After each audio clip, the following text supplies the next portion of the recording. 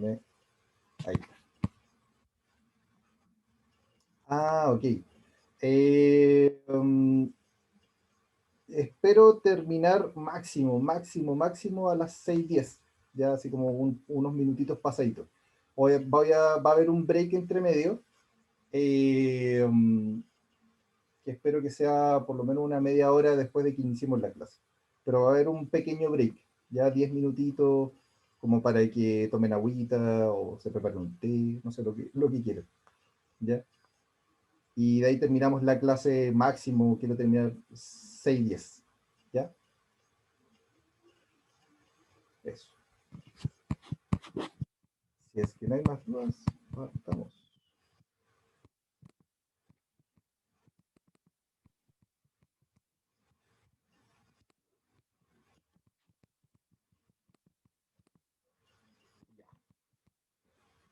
Bueno, el día de hoy nos toca analizar la biomecánica de extremidad superior y la aplicación para la confección de órtesis. Como ustedes saben, yo soy Francisco Bustos y me está acompañando en este momento Eduardo Romero y el profesor Jaime debiese unirse en un momento más.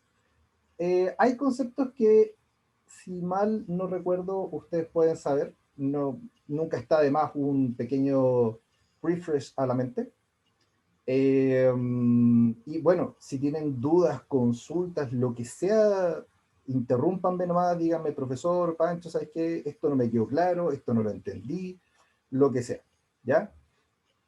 Entonces, para partir, la pregunta que quiero que quede como base, como la aplicación, ¿para qué estamos utilizando la biomecánica para la confección de las órtesis? Tiene un propósito, como todo en la vida. Entonces, hay unos aspectos importantes de eh, como saber, sobre todo como para la importancia del estudio de la biomecánica en nuestro diseño de las órtesis, como para qué necesitamos saber esto. Primero, el razonamiento clínico, es la base. El razonamiento clínico, no solamente de las órtesis que vayamos a hacer, sino también de las que podemos crear, nos va a permitir tener una base para poder diseñar las órtesis o aparatos que podamos realizar, ¿ya? No solamente de extremidad superior, por eso coloqué biomecánica. La biomecánica no es solamente de la extremidad superior, sino de todo nuestro cuerpo. Además, este estudio nos permite generar un impacto en las ocupaciones de la persona. O sea, si nosotros sabemos los rangos de movimiento, sabemos la fuerza que se necesita para ciertas ocupaciones, las órtesis nos pueden ayudar a planificar nuestra intervención en base a estas propuestas que el usuario, perdón, a estas ocupaciones que el usuario tiene. Va a influir directamente en la función y funcionalidad del usuario. O sea, las órtesis vamos a estar trabajando tanto la función que la mano tenga como la funcionalidad. Significa el propósito. ¿Para qué vamos a utilizar la mano? No solamente utilizar una órtesis porque sí, va a tener un propósito. Ese propósito puede estar ligado a distintos factores que la persona presenta. Va a disminuir los aspectos donde la persona refiere percibir restricciones en su participación Profe, social. Dígame. aquí Eli, ¿cuál es la diferencia de la función y funcionalidad del usuario? ¿Qué se refiere? Muy, muy buena pregunta. Cuando hablamos de función, hablamos de lo que hace el segmento. Por ejemplo, la mano va a hacer prehensiones, va a tener fuerza, va a tener agarres, etc. Eso es la función. Funcionalidad es el básicamente como, ¿para qué vas a usar la mano? ¿Ya? ¿Para qué vas a usar la mano? Para cocinar, para escribir, para peinarte, para saludar, etcétera, ¿ya? Esa es la diferencia entre función y funcionalidad. La función va ligadamente como a las estructuras biológicas. La funcionalidad ya va a ser la propositividad que el usuario tenga, ¿ya? Ya, profe, gracias, me quedó claro. Perfecto. Como les decía, va a disminuir los aspectos en donde la persona va a referir ciertas restricciones de su participación. En este sentido bueno, no todos los aspectos, pueden haber aspectos psicosociales en donde claramente la órtesis no va a tener ningún sentido, pero por ejemplo, sí va a poder, con el entrenamiento adecuado, el uso de la órtesis, por ejemplo, en una lesión de tendones, la persona va, y si es la mano dominante de esa mano, va a poder, con el tratamiento adecuado, volver a realizar sus ocupaciones y poder disminuir esta restricción, ¿ya? Va a optimizar las funciones corporales y las estructuras corporales. Ups, ahí sí. Las órtesis y el estudio de la biomecánica también nos va a permitir comprender los aspectos sensorio-motores y el control motor de nuestra extremidad. O sea, cómo se mueve esta extremidad en el espacio. Vamos a analizar más adelante que la extremidad superior es extremadamente versátil, ¿ya? Y todo parte desde el hombro. Yo creo que ustedes lo saben, pero si no, se los recuerdo nuevamente. Permite comprender los efectos que ocurren a nivel de los tejidos blandos que rodean la articulación. No es lo mismo someter ciertas articulaciones a cargas repetitivas versus las que no. Y también como comprender qué es lo que ocurre en la extremidad completa al momento de colocar y confeccionar una órtesis. ¿Ya? A continuación les muestro en esta diapositiva tres imágenes que van de izquierda a derecha. La primera imagen es una mano derecha con una amputación de la falange distal del pulgar y una amputación del dedo índice y medio de manera completa. La segunda imagen que se encuentra al centro es la de un usuario del Hospital San José que está de pie y que presenta una luxación anteroinferior de su hombro derecho a causa de una lesión completa del plexo braquial. Y la imagen número 3 que se encuentra a su derecha es una usuaria también del hospital que presenta una rigidez de muñeca, una de su mano, de su muñeca derecha, con una desviación cubital bastante pronunciada. Y esto es debido a las múltiples intervenciones que se realizaron en su lesión, ¿ya? En estos tres casos distintos, la biomecánica, el conocer qué está pasando en los tejidos y en la extremidad superior, me va a permitir determinar qué es lo que puedo hacer. La biomecánica de una mano con amputación es muy distinta a la de otros segmentos con amputación. Asimismo con la subluxación del hombro. ¿Qué es lo que pasa en los tejidos del hombro si yo dejo que esta subluxación esté permanente? Y asimismo, ¿qué voy a hacer con las rigideces articulares? ¿Las puedo tratar con órtesis? Esas son como preguntas que quiero que vayamos de a poco como teniéndolas en la cabeza para que las vayamos resolviendo durante la clase. Entonces, primero vamos a hablar de ciertas consideraciones funcionales y biomecánicas al momento de realizar intervenciones ortésicas de la extremidad superior. Primero, como estas son las premisas, o premisas, no sé cómo se dice, pero de aquí es la base en la cual nos podemos situar para poder realizar ciertas intervenciones ortésicas. Primero, hablar de la estabilidad articular, que no es lo mismo que rigidez articular. Por favor, hay una diferencia. Cuando hablamos de estabilidad articular, es la congruencia y el balance de esta articulación frente a movimientos normales. Por ejemplo, si yo sujeto una manzana, mis articulaciones de la mano y de la muñeca están siendo estables. Pero para poder hacer este movimiento de poder tomar la manzana, mi hombro también tiene que estar estable. Y así otras estructuras de nuestro cuerpo.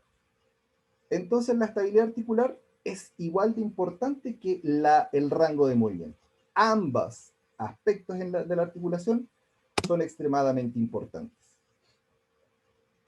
Lograr un rango de movimiento funcional más allá del normal es una meta aceptable. Pero siempre va a depender de la lesión o de la patología del usuario, que el usuario tenga. ¿Qué significa este aspecto? Si ustedes analizan libros de goniometría, que es el estudio de la articulación, o sea, de los rangos de movimiento articular, van a notar que dicen ya flexión de muñeca según La AO va a ser de 90 grados. Ese es el rango máximo de movimiento. Pero se ha visto y se ha descrito últimamente que para realizar actividades de la vida diaria, en general, para realizar el 85% de nuestras actividades de la vida diaria, no necesitamos el 90%, perdón, los 90 grados de flexión de muñeca, ¿ya? En las actividades de la vida diaria ya establecidas. Entonces, se necesitan ciertos grados. Y ese es el rango de movimiento funcional, el que me sirve para poder ser independiente. Pero también va a depender de la lesión y patología. Por ejemplo, si es que tuviese una fractura y en esa fractura ya se generó algún tipo de tope óseo por el crecimiento, por un crecimiento normal, mi articulación ya va a estar limitada, ya de una base anatómica, o la cadera, por ejemplo. Ya si tuve algún tipo de fractura de cadera y esta empezó a formar hueso eh, de manera anormal, claro, me va a generar un tope y ya voy a tener un rango limitado. Y en eso tengo que tenerlo súper claro para después poder determinar qué acciones hacer o no. El rango de movimiento funcional debe ser representado por una tarea específica que realice el usuario, lo que les explicaba anteriormente. La tarea siempre va a ser importante. El movimiento sinérgico entre la muñeca y los dedos es eficiente y debe ser incorporado en el diseño ortésico dentro de los aspectos que la patología o lesión lo permita. Esto relacionado a, si tomamos la clase anterior del profesor Eduardo, cuando hablamos de el efecto tenodesis en la mano, ¿ya? Ese movimiento sinérgico es muy importante y también nos sirve de base para entender por qué vamos a hacer una dorsaleta, que es la órtesis que va por dorsal de la extremidad superior, hacia la mano, hacia la punta de los dedos. ¿Por qué vamos a hacer esa en una flexión, en una lesión de tendones flexores y no una palmeta, que es la órtesis que va por la cara palmar, para el mismo tipo de lesión? Se puede provocar un gran daño importante. En lo posible, la mano funcional va a requerir la estabilidad de la muñeca y del antebrazo, y por lo menos 2 dedos largos. Eso es como lo que se consideraría una mano funcional, ¿ya? O sea, que la muñeca esté estable y que tenga por lo menos 2 dedos. Con eso ya la persona puede hacer distintos tipos de prevenciones y pinzas, ¿ya? Y otra consideración importante es que la movilidad y funcionalidad del pulgar debiese ser una prioridad en la intervención ortésica, ya que el pulgar es demasiado importante para las funciones globales de mano. Gracias al pulgar, y ahí lo voy a mencionar más adelante, el pulgar literalmente es el 50% de la mano de manera funcional. Entonces, si existe una amputación de ese dedo, perdemos gran aspectos funcionales de la mano y biomecánicos también. Ahora, ya teniendo claro como las premisas, vamos a hablar de la biomecánica en sí. Aspectos generales de la biomecánica de la extremidad superior. Primero, ¿para qué sirve? ¿Para qué tenemos nuestras extremidades? Las extremidades superiores van a permitir realizar tareas de alcance, prehensiones y manipulaciones en un espacio determinado. Como yo les explicaba, la extremidad superior es demasiado versátil. Eh, Puede moverse en todos los planos de movimiento. Ya el plano sagital, plano frontal, plano transversal. Nuestra extremidad superior se mueve en base a esos planos. Y toda nuestra extremidad superior, como completita, se analiza como un sistema de engranajes o un sistema de enganches o un sistema de links, como quieran llamarlo, en donde un segmento que se hipomoviliza va a afectar al resto de los otros segmentos a pesar de que hay indemnidad, ¿ya? Ahora se muestra una imagen dentro de la misma diapositiva, no he realizado ningún tipo de cambio, un GIF, perdón, donde muestra 3 engranes moviéndose al unísono, manteniendo la congruencia respectiva frente a los engranajes, ¿ya? Todos estos tres engranes se están moviendo normalmente. Y más o menos así actúa toda nuestra extremidad superior. Imagínense que a cualquiera de estos tres engranes yo le coloco un chicle y siguen andando. ¿Qué va a pasar? Los otros engranes van a empezar a moverse más lento y se van a sobrecargar. Van a quemar, podemos decirlo, hasta se puede hasta quemar. Bueno, hablando como el sistema de engranaje, obviamente la extremidad no se quema, pero sí empiezan a haber distintos movimientos compensatorios y empiezan a ocurrir como bastantes limitaciones de movimiento. Esa es la palabra más precisa, limitaciones de movimiento. Y eso es la hipomovilidad, eso genera la hipomovilidad. Si por ejemplo, bueno, perdón, lo voy a explicar mejor con los ejemplos que vienen más adelante. El principal segmento efector es la mano, ¿ya? O sea, quien va a ejecutar o lo que va a hacer eh, finalmente nuestro segmento que va a hacer todas las tareas es nuestra mano. Mientras que la muñeca, el codo y el hombro, todas esas tres articulaciones van a permitir que la mano tenga varios grados de libertad. Gracias a esas articulaciones es que podemos realizar distintas tareas finas, por ejemplo, desde querer atornillar algo, querer enhebrar una aguja, querer coser, etcétera, o cualquier otra actividad que esté, por ejemplo, sobre altura. La mano puede llegar a eso porque el hombro y el codo y la muñeca lo permiten. Y esta información es muy relevante al momento de confeccionar y prescribir órtesis. Lo que yo les explicaba, si es que si es que no conocemos la extremidad superior, cómo funciona, no vamos a conocer el impacto que va a tener en la persona la inmovilización, la confección de ciertos aparatos ortésicos y también los beneficios o los no beneficios que puede tener. Por lo mismo, en esta siguiente diapositiva, que tiene de título No olvidar la interconectividad con el resto del cuerpo, es porque la extremidad superior no está sola. Y las distintas posturas que nosotros adoptemos van a influir en la extremidad superior. En esta diapositiva coloco tres imágenes de la misma persona, de izquierda a derecha, en distintas posturas. La primera imagen que está a su izquierda es de esta persona que se encuentra con una hiperlordosis, con una anteversión pélvica muy pronunciada. La segunda imagen, la imagen del medio, es la postura ideal, donde la columna se encuentra con sus curvaturas fisiológicas normales, la pelvis se encuentra también en el neutro fisiológico, y la tercera imagen de su derecha es la misma persona con una hipersifosis y una retroversión pélvica muy acentuada. En ambos casos, en la imagen 1 y en la imagen 3, la extremidad superior adquiere una postura o adquiere una disposición en el plano bastante alterada y que eso la, mm, va a afectar la biomecánica de nuestra extremidad superior. Por ejemplo, la tercera imagen de la persona con la hipersifosis. ¿Conocen el término hipersifosis? Y de retroversión pélvica.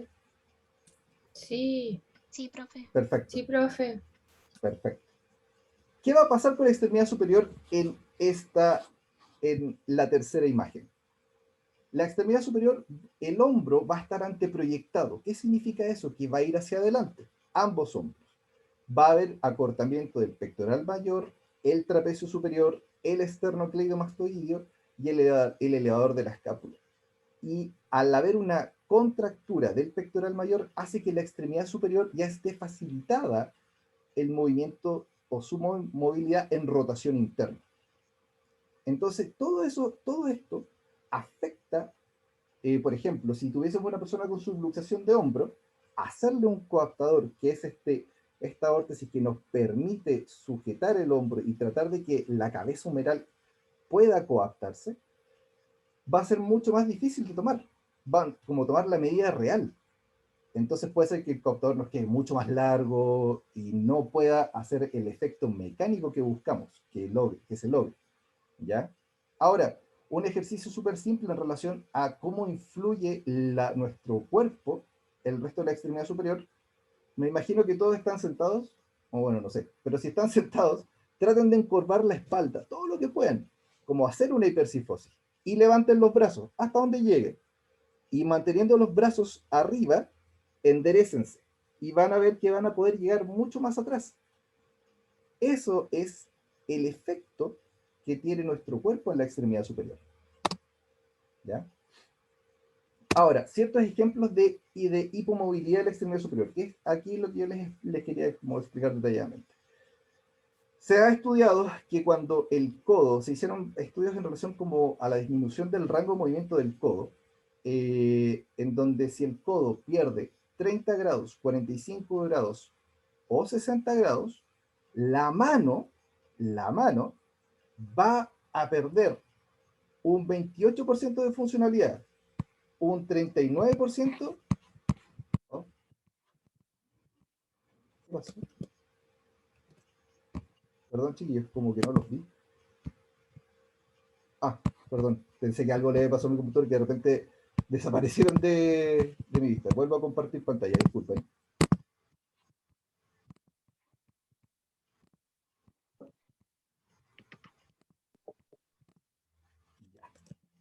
Entonces, como les explicaba, cuando el codo se restringe en estos grados, la mano va a perder un 28%, un 39% y un 60% de su funcionalidad, que es bastante. Y estamos hablando que el codo se está disminuyendo su rango de movimiento, y esto puede ser por alguna lesión traumática, por algún tipo de fijación, etcétera, ¿ya?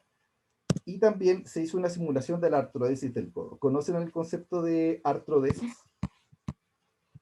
Que es básicamente la fijación de las articulaciones eh, de manera quirúrgica, en donde se colocan o placas de metal o huesos para poder hacer esta fusión y esta artrodesis. Y se evaluaron 10 actividades funcionales en hombres sanos. Y la artrodesis simulada se hicieron a los 50, 70, 90 y 100 grados de flexión. Y resultó en una disfuncionalidad y una limitación bastante significativa del movimiento de la mano, ¿ya? Así, pero bastante importante, porque el hombro y la muñeca no pudieron compensar estas tareas, ¿ya? Profe, no entendí lo que significaba artrodesis. La O sea, artro sí, entiendo que dijo eso de que se ponía placa quirúrgicamente, pero ¿qué se busca? ¿Estabilizar el segmento o limitar el segmento, el movimiento del segmento? Eso como que no entendí. La artrodesis lo voy a explicar más adelante, pero la Ah, artrodesis lo que busca es, frente a una lesión tan traumática, es tratar de restablecer las superficies articulares de los huesos. Eso es lo que busca. Entonces, por ejemplo, un impacto de bala en tu muñeca que dejó la escoba literalmente, que estallaron todos los huesos, ya la muñeca, como yo les decía, para que la mano sea estable necesitamos que la muñeca esté estable. Si no hay huesos que la pueden estabilizar, se necesita hacer un procedimiento quirúrgico frente a eso, con lo que pueda pillar el cirujano traumatólogo, ¿ya?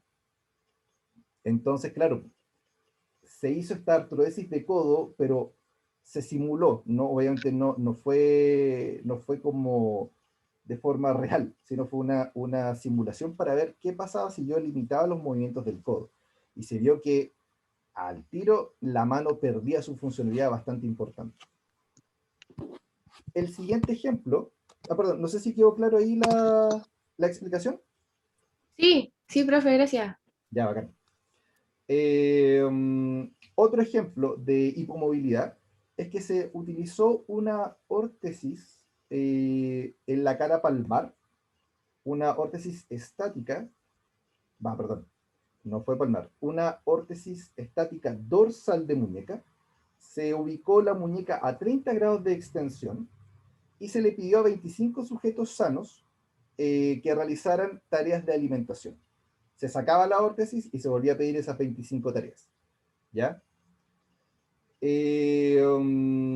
Y esta medición se realizó con electromiografía y un análisis biomecánico en 3 dimensiones. Con todo eso se dijo, ok, veamos qué pasa. Y notaron que hubo un aumento, ya con la muñeca estable, aumentó en tareas de alimentación, aumentó la acción del deltoides en sus porciones anteriores y posteriores, el pectoral mayor y el trapecio superior para poder realizar estas tareas. Y cinemáticamente aumentó la abducción, la flexión de hombro, la flexión de codo y la pronación del antebrazo para poder hacer estas tareas. Entonces, claro, si tenemos un segmento hipomóvil, va a ser bastante como complicado de manejar. Ahora, ciertos aspectos centrales sobre la estabilidad articular de la extremidad superior y su biomecánica. En el hombro, lo que yo les explicaba, el hombro es el principal segmento para la movilidad y funcionalidad de la extremidad superior. Gracias a que nuestro hombro es una articulación de tipo esferoidea y que tiene los 3 grados de libertad de movimiento, es que nuestra mano es tan versátil. Pero el hombro, a diferencia de otras articulaciones de la extremidad superior, son las estructuras blandas que le van a dar la estabilidad y que van a favorecer esta estabilidad. La musculatura, los ligamentos y sobre todo el manguito rotador, la musculatura del manguito rotador, que da la estabilidad dinámica. Y también, como les explicaba previamente, la relación con el segmento torácico medio alto, o sea, de T2 a T7 aproximadamente. Si esas vértebras se encuentran hipomóviles, va a haber una limitación del rango de movimiento del hombro y por ende de la mano. Como yo les decía, la estabilidad dinámica del hombro la da el manguito rotador. ¿Conocen el manguito rotador, los músculos? Si no se los digo, no se preocupen. Es el... Sí nos pasaron, pero yo creo que debería recordarlos. Perfecto. Los músculos del manguito rotador son 4. El supraespinoso, el infraespinoso, el redondo menor y el músculo subescapular. 3 van por la parte posterior de la escápula y el subescapular va por la parte anterior. Todos estos músculos van a ir hacia la cabeza del húmero para poder mantener esta coaptación del manguito rotador. Perdón, de la cabeza humeral a su superficie articular. Recuerden que la superficie articular del hombro es muy pequeña y por eso tiene, aparte, tiene un rodete, un labrum, que le aumenta esta superficie de contacto. Y a la vez tiene el manguito rotador que lo estabiliza. El codo, por su parte, tiene 3 aspectos que son, o 3 elementos que son importantes para la estabilidad de esta articulación. El ligamento colateral medial, su porción anterior, la cúpula radial, el ligamento colateral lateral y la apófisis coronoides. Estas 4 estructuras van a dar la estabilidad del codo frente a movimientos o cargas que se le apliquen a la extremidad superior. Y van a evitar que, por ejemplo, se evita el valgo del codo o el varo del codo, que durante la pronosupinación se mantengan estables estos huesos, y la apófisis coronoide va a dar una gran estabilidad para evitar la subluxación posterior del codo, ¿ya? Es nuestro tope óseo natural, ¿ya? El antebrazo, por su parte, tiene otras estructuras que son bastante también importantes y que si se lesionan pueden afectar toda la dinámica de este segmento. Primero, ¿cuáles son? el ligamento radio-ulnar palmar, la cápsula posterior de la radiocubital inferior, el ligamento radio-ulnar dorsal y la cápsula anterior de la radiocubital inferior, el fibrocartílago triangular y la membrana interósea. La membrana interósea es esta membrana que va entre radio y cúbito que mantiene bien estable ambos huesos, ¿ya? Los ligamentos que van todos estos ligamentos que les mencioné van a hacer que el radio no se mueva hacia anterior y hacia posterior, ¿ya? Recuerden que gracias al radio, a la superficie articular que tiene el radio, a su cabeza, la parte más proximal, que es en forma de círculo, gracias a eso es que podemos hacer gran parte de la pronosupinación, ¿ya? Esta articulación logra rodar y el radio literalmente se coloca encima del cúbito. Y gracias a eso es que está este otro grado de movimiento que da hacia la mano. Y el fibrocartílago triangular es no sé si lo han escuchado del fibrocartílago triangular. Si no lo han escuchado, se los explico. Es literalmente un gran manojo de ligamentos que se encuentran en la cara cubital de nuestra muñeca. ¿Ya? Ustedes si hacen desviación cubital y desviación radial, van a notar que la desviación cubital tiene más rango que la otra. Y eso es porque el fibrocartílago triangular se está encargando de darle, o como no evita que haya un tope, se mueve igual, gracias a que está este fibrocartílago, es como una especie de colchoncito, por decirlo así, pero que es súper importante para la estabilidad de la red cubital inferior y también para la muñeca. Muchas veces cuando se lesiona, aparte de hacer rehabilitación, si es una lesión muy importante, tiene que ir a reparación, ¿ya? Mediante cirugía artroscópica. Y la muñeca. Principalmente la estabilidad de la muñeca, la estabilidad de la muñeca se da por las cápsulas y los ligamentos de las filas del carpo. Son varios, son muchísimos. Por eso lo quise resumir de esta manera. O sea, cada articulación recuerden, tenemos la articulación de las dos filas del carpo, la fila más distal con la fila más proximal, las articulaciones de todos los huesos de la primera fila, entre huesos de la primera fila, entre huesos de la segunda fila, y cada uno de esos tiene cápsulas y ligamentos. Y gracias a eso es que también la muñeca es bastante estable, ¿ya? Eso en relación como a la estabilidad articular, ¿ya? Ahora, solamente recordar los aspectos sinérgicos de la mano, que ya, si bien el profesor Eduardo los mencionó, no está de más recordarlos, ¿ya? A la derecha de esta diapositiva está dos imágenes de una mano, de la mano derecha, en flexión completa de muñeca, con extensión de los 5 dedos. Y la otra imagen, la imagen número 2, es la misma mano, en extensión de muñeca completa, con flexión de los 5 dedos. Estas imágenes grafican el efecto tenodésico que tiene la mano, ¿ya? Por ende, no olvidar que la flexión de muñeca es sinergista a la extensión de dedos. ¿Qué pasa cuando yo flecto la muñeca? Los dedos va a haber extensión, pero va a aumentar la tensión que se provoca en estos tendones, ¿ya? En los tendones más extensores. La extensión de muñeca es sinergista a la flexión de los dedos. Y lo que va a pasar en los tendones flexores es que su longitud va a aumentar, por ende también aumenta un poco la tensión de ese segmento, del sector más anterior.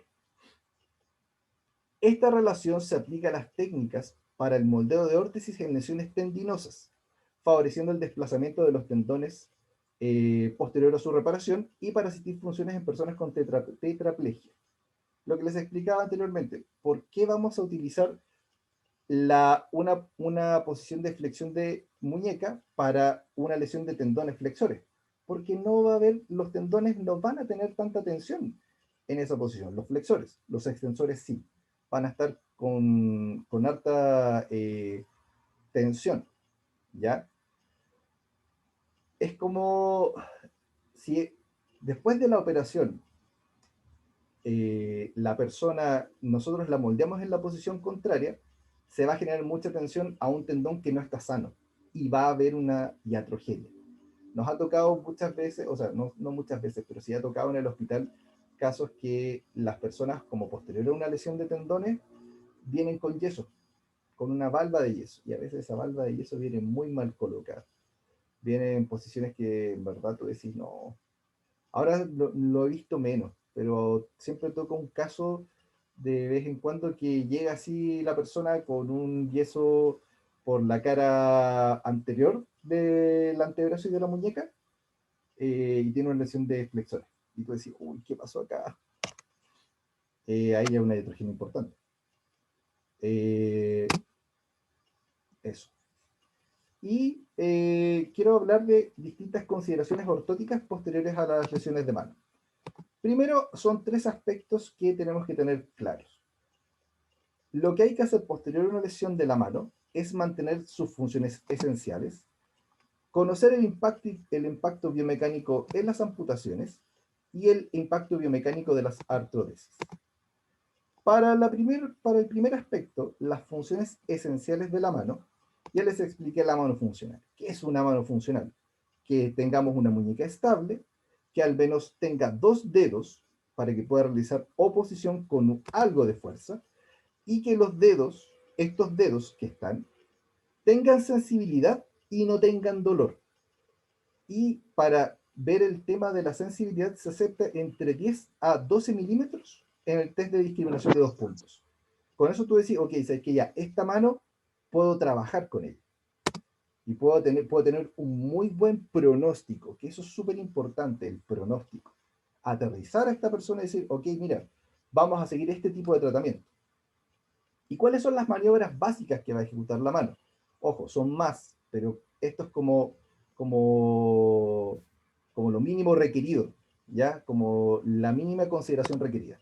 Primero, que pueda realizar pinzas de precisión, que pueda realizar pinzas de oposición, pinzas de llave o las pinzas laterales, prehensiones centradas o direccionales, prehensión en garra, prehensiones de fuerza y agarres cilíndricos. Ahora, obviamente todo depende de cada caso, de cuál fue el tipo de accidente, cómo quedó, etcétera, ¿ya? Pero obviamente va a depender mucho de la lesión, qué es lo que podamos lograr. Pero por lo menos estos 7 aspectos son los más básicos que debiese tener una mano, ¿ya? Ahora, en relación al impacto biomecánico de las amputaciones, vamos a hablar del pulgar y de los dedos largos. Como ya les expliqué, el pulgar es el 50% de la mano funcionalmente. Y por ejemplo, si a este pulgar se amputa la articulación interfalángica, o mejor dicho, la falange distal del pulgar, no va a tener mayores compromisos funcionales y se va a lograr mantener la oposición, que es lo importante del pulgar. La metacarpofalángica, por el contrario, sí va a tener un gran déficit. Si la amputación ya es de casi la base del pulgar, ahí ya perdemos el 50% de la mano.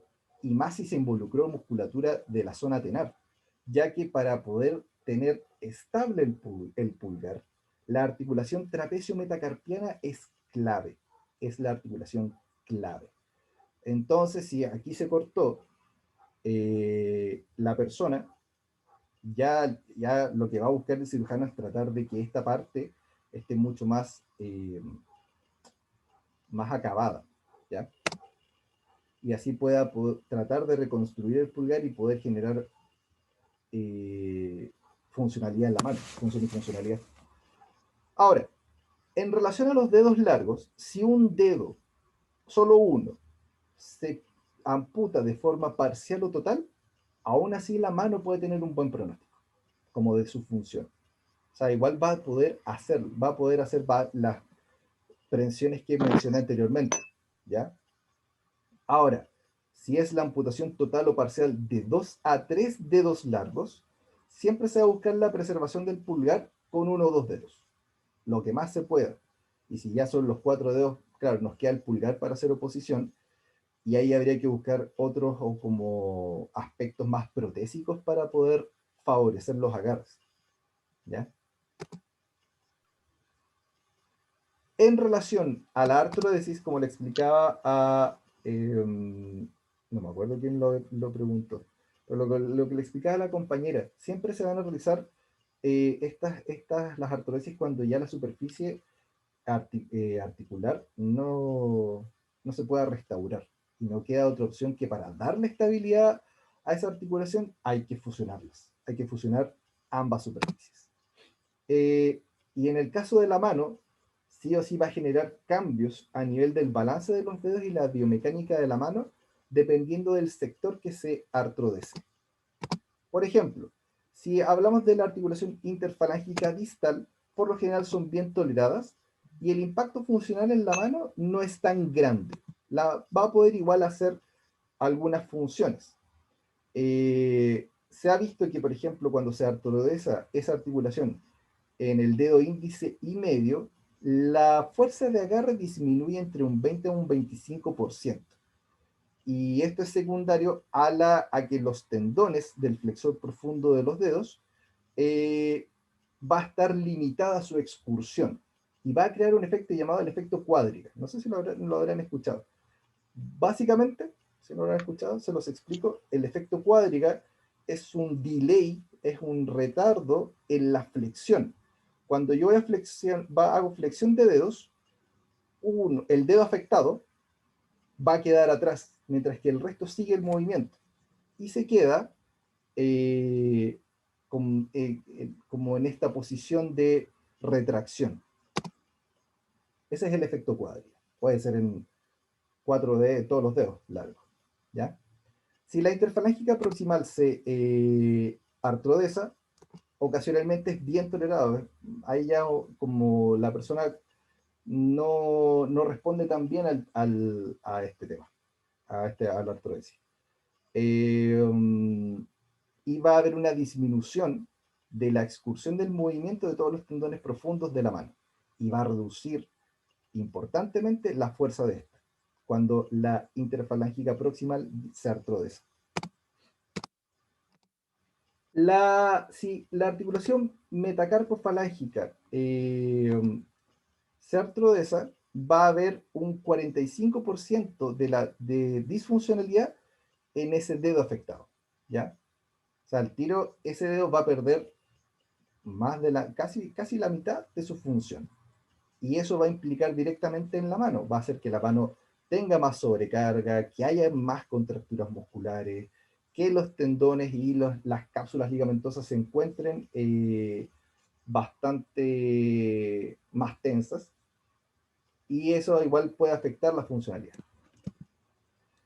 Si la muñeca se llegase a artrodezar, primero quiero que sepan que es bastante poco común que esto ocurra, pero puede suceder. Como les explicaba, en ciertos impactos de bala en la muñeca, puede llegar a suceder. Y que en verdad haya literalmente como una fractura conminuta de este segmento.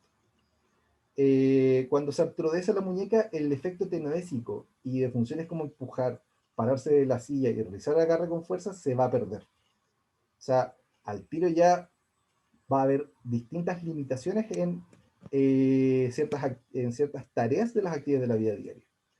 Va a presentar un impacto negativo en las articulaciones metacarpofalángicas y la movilidad del pulgar por las adherencias que se van a formar. Sin embargo, igual las personas logran completar en un 85% de sus actividades de la vida diaria, a pesar de esta artrodesis. Sin embargo, eso es a causa de que otros segmentos empiezan a compensar. Como lo vimos en el ejemplo anterior, cuando se utilizó esta órtesis que mantuvo la muñeca en extensión, claro, codo y hombro tuvieron sus repercusiones a nivel de movimiento. Eso, esta imagen es una diapositiva, coloqué una imagen en esta diapositiva para indicar la pausa, que son dos manos que están juntas haciendo como un namaste o un gassho, como lo que ustedes lo pueden interpretar. ¿Dudas hasta el momento?